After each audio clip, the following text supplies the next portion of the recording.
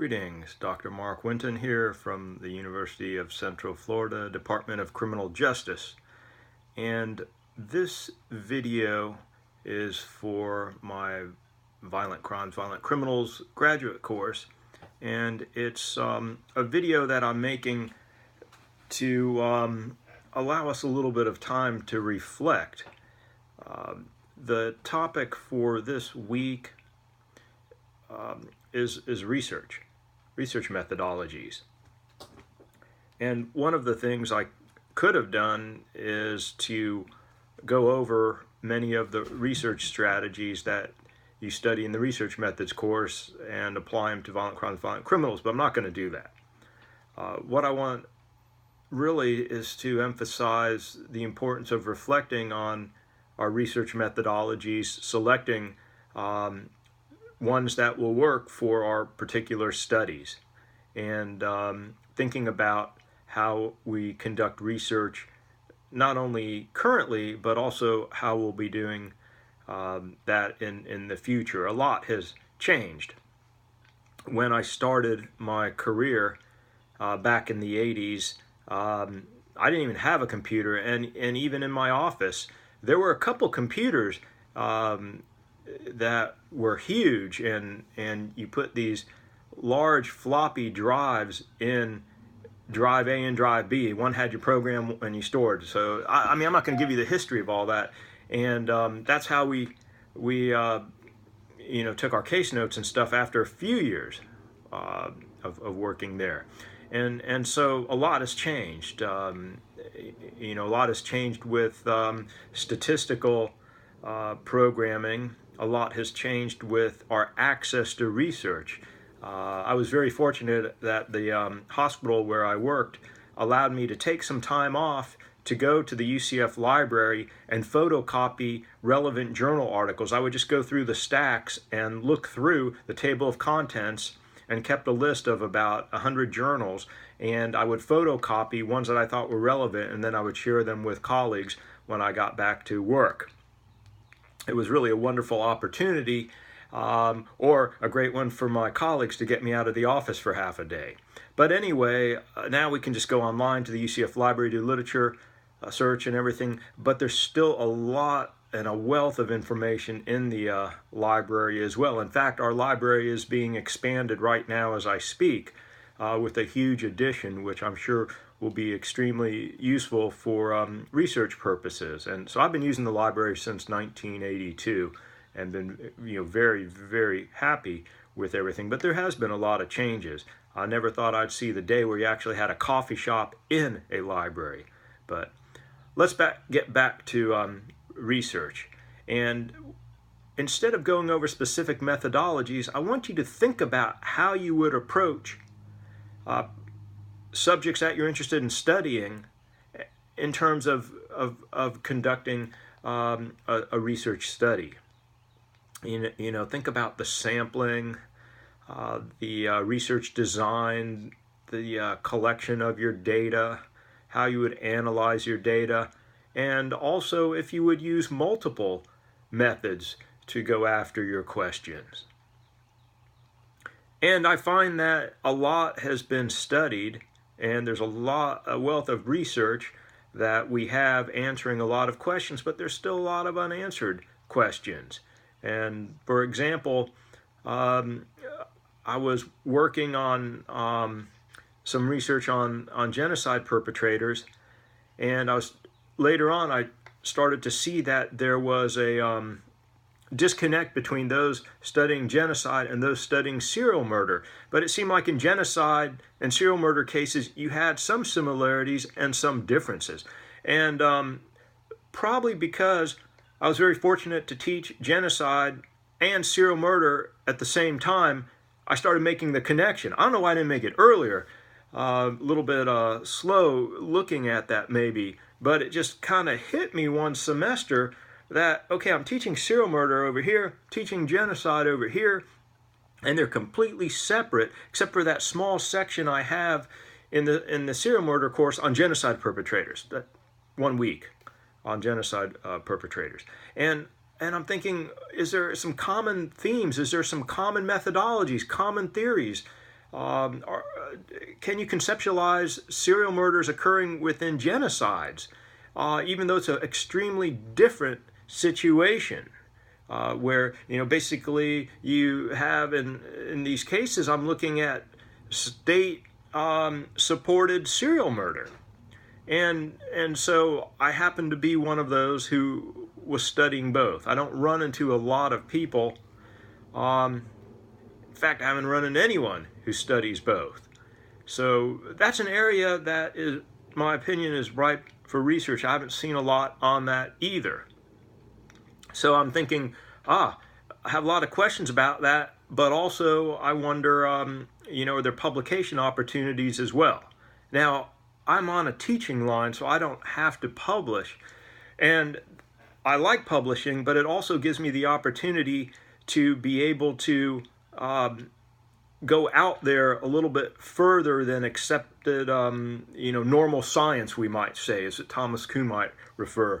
That if, in other words, just to say it, if I publish or if I, construct an article and present it, and it is outlandish or it's rejected and so on, it doesn't negatively impact my career. My feelings might be a little bit hurt, but other than that, life goes on. So I started looking at this only last year and looking at similarities and differences, and I started by comparing a serial murderer and a genocide perpetrator, and looked at what we had from court records, from interviews that had been done with them during their trials, from whatever records I could find that were relevant, and started looking at similarities and differences. And I pulled in a couple other cases as well.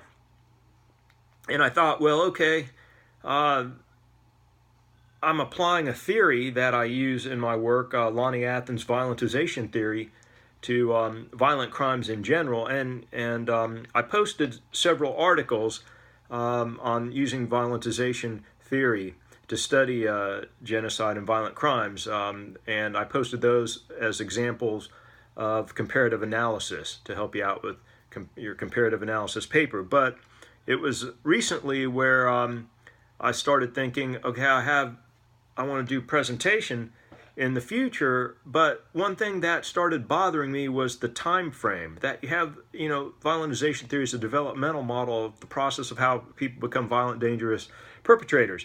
And I started reading more and more cases from the Bosnian genocide, from the International Criminal Tribunal for the former Yugoslavia, court cases, and I found this one where this individual led a crime-free life, it appears, and then for about 2 to 3 weeks killed anywhere from 13 to over 100 people, citizens,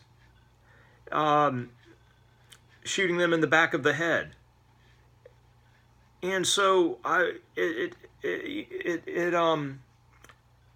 first, I wondered, okay, well, there's this guy that has no history of violence, and then during this particular genocide, he becomes a leader over a temporary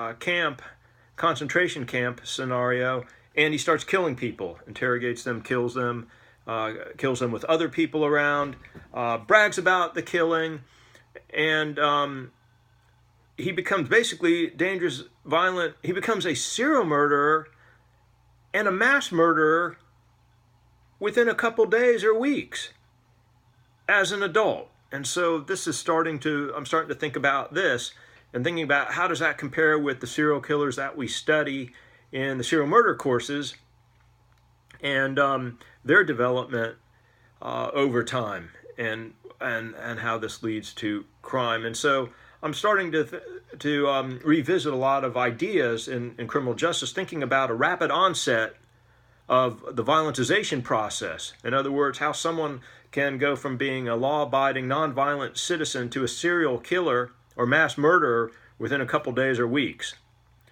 And looking specifically at the context of the situation. So I'm still working on that, and I haven't really found anything else out there in the literature, and so I mentioned that. Just an example of research I'm working on, to also show you that you can be in this field for years and years and years and still have a lot of questions, a lot of areas that you want to keep on studying and hopefully add to that knowledge and literature. And certainly trying to figure out how to apply all this as well. We have we have a problem of violence in various domains in the United States. That's clear. And you can look at crime rates, and you can look at homicide rates, and you can look at domestic violence rates, and look at the changes over time. But the reality is, it's still a major problem, and so also in this video, I want to mention that when we go about studying all this, we also have to deal with the politics of what we're studying. In my own work, I don't really get into the politics of gun policy. That's just not the area I'm focusing my attention upon. But I mean, you begin to start thinking, or what we should do about gun violence. My genocide research is not directly focused on, or even indirectly focused on that area. Maybe it could be, maybe not, I don't know. If someone takes my research and uses it for another purpose, I'm very happy. I did see that an individual did a study on bullying and used the violentization theory very successfully to address how someone becomes a bully, and I thought that was a very relevant study as well. And Professor Athens has certainly continued to publish some excellent articles and books that are very insightful that I frequently refer to in my own research. And so I think that in many ways creativity and innovation is important in research. I know that when you start out, you have to kind of learn normal science and what is practiced. And for years and years and years, I did a lot of statistical analysis of data that was collected for a variety of purposes. I actually taught the grad course in our grad course on statistics for a while. Haven't done it in a while, but I did. But I moved more from the quantitative to the more qualitative. And I was trained in both. And so I think it's important to realize there's not one best research method or procedure to answer our questions. And a lot of times I think it's very useful to start reading the research that's out there and looking at different methods that are used, and looking at the results and the findings, comparing and contrasting, seeing what was discovered. I use quantitative studies in my genocide research all the time. But that's not the mode that I practice with, but certainly I use it to see if it supports or doesn't support what I'm finding, trying to pull together, synthesize that research. And I think you see that a lot with your textbook. The editors do a wonderful job of bringing in a diverse literature. So we're looking at biological, genetic, brain-based factors. We're looking at the psychological, personality, mental disorders type factors. We're also looking at sociological and anthropological factors as well. So I think that's very relevant. That's very relevant. And I might look at my genocide research and say, I wonder if is there any relevant biological theory to apply here to the perpetrators, or is that totally irrelevant? In the context, the social scenario overrides whatever biology might be there, one way or the other. Versus a serial murderer who had some brain-based abnormalities and other problems that led to violent behavior or influenced it. So you start getting into these debates. Basically, the fields have been pretty far apart. And so if you're studying one thing, think about how it applies to another. Think about how it might apply to another area. And really, my plan for this week was to not assign a bunch of readings, but to have you reflect on everything you've done up to this point and what you want to do in the rest of the class. As far, I mean, obviously we have assignments and readings and all that, but I want you to reflect, take some time and think about, what have you thought about the class, not whether it's good or bad or evaluating the class, but I mean as far as the material that you've read about, that you've learned from the textbooks, the readings, the materials that you've used, and has that, got some ideas going for you? Or did it change your thought patterns on anything? Or did you learn something new or something that you thought was not the case before? Now you are trying to figure out whether you're going to buy it or not, or integrate it into your thought process or practice. And so I think that's important to do as well, is to reflect upon. Now, if you're going to become a professor and you're on a tenure track, you got to publish some stuff pretty quick. I'm in that situation where I can take time. And I pulled a article I was working on for about 3 years. I put it aside for 4 years. And now I got it back out going, and I'm going to update it and add some things. But you're not going to do that if you're trying to get tenure the first 5 years of your career. You need to produce some stuff pretty quick. But that doesn't mean that you can build on all that research later on. And so the time frame is relevant in everything we do. Everything has time frames. And I'll start thinking about time frames on how long it takes from someone to be socialized to become violent to actually carry out their violence. Or then the other big problem that I face is, what about those that are leaders that come up with plans to commit great violence and killings and murders, but don't physically murder anyone with their own hands, but they order it? What kind of process do they go through? How are they similar? How are they different? So there's a lot going on. And I think also using different fields and borrowing, I find that there's a rich amount of literature in sociology and anthropology. There's also some very interesting materials, a lot of it quantitative and very well constructed studies in political science, and certainly psychology, and several of the other sciences as well. My first study on genocide involved using a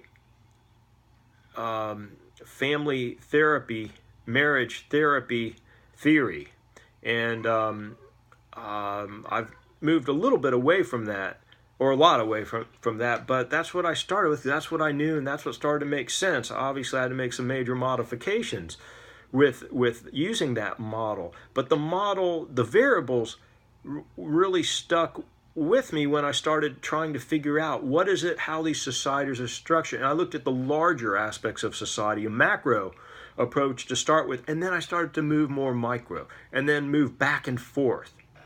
And so you can do that as well.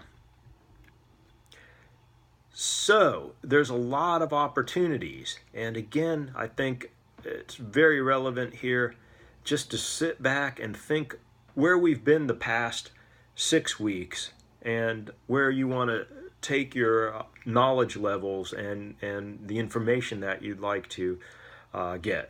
And I promised myself I wouldn't go over 20 minutes, and I'm already at 19:26, and so I'll wrap up this video here. Thank you.